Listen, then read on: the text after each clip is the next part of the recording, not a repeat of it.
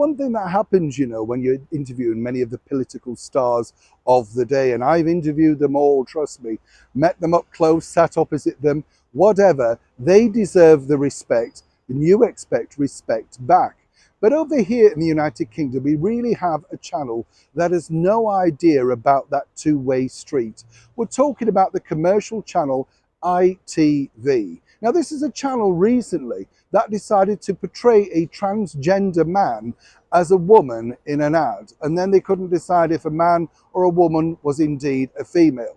Now, you can see the nuttiness that we have over here right now, can't you? The political landscape.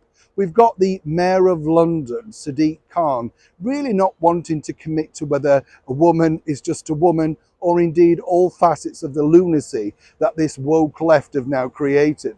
But this particular situation with our Education Secretary, Gillian Keegan, has really, well, kind of gone around the world.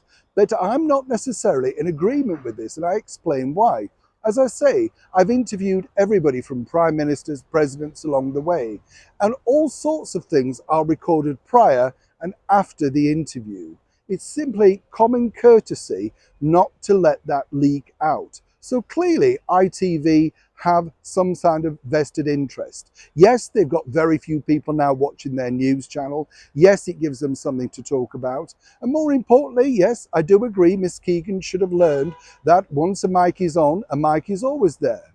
But when she came to my studio recently, she was very loose-lipped during the interview before and after.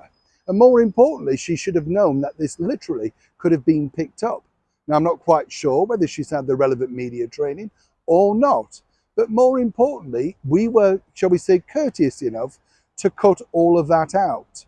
Now, for me, I understand that people want to vent a bit of anger, and perhaps this has resonated with quite a few people. Maybe they agree with what she's saying. Finally, a politician speaking off the cuff.